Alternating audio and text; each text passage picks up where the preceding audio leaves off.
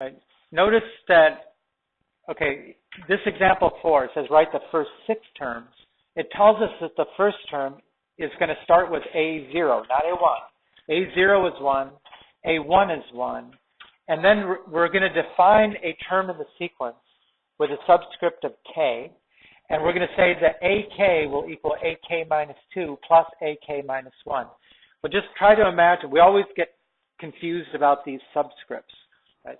But when I have a bunch of terms in a sequence, right, it's going to be the second, the third, the fourth term, the 10th, the 11th, the 12th, right? They're in order like that.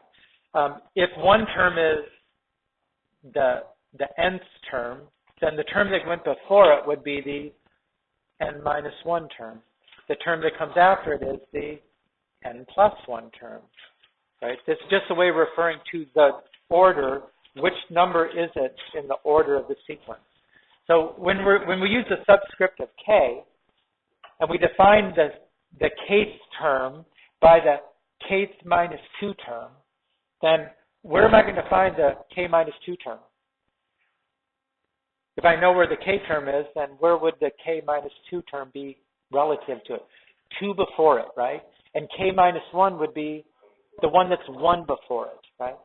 So we use these to refer, this is called a recursive formula. Recursive because it's defining a term based on the terms that went before. Not an explicit formula where you can just plug in for n or plug in some fixed numbers and it'll always give you the right thing. Recursive. So let me erase this thing right here. Because this will come up later in the chapter, and it's always the thing that causes us the most trouble when we get there. But in this case, like I already know A0 and A1. So the next term I got to find is A2, right? So A2 will be AK minus 2. Well, which term will that be? 0, right? If the k is 2, then 2 minus 2, that's A0 plus k minus 1 would be A1. So we're defining A2 by A0 and A1. Well, we know both of those. They were given, 1 and 1. So that is 1 plus 1 equals 2. So A2 equals 2.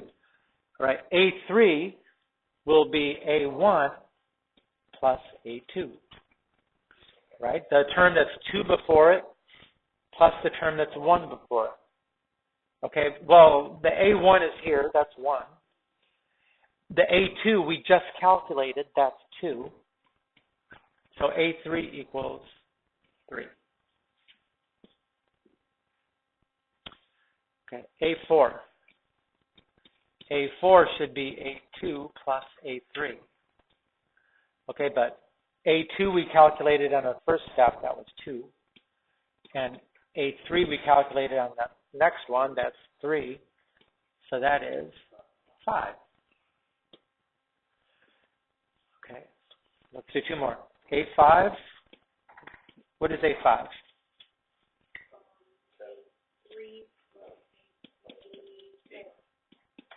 8. 3 plus 5, 8. A6 is 5 plus 8, 13. Let's just, for grins, we'll do one more. A7 is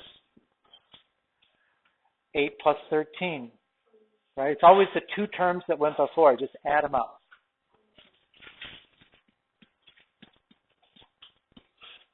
Right? If you look in the example, it's called a Fibonacci sequence. I'm sure Fibonacci was a famous Italian guy.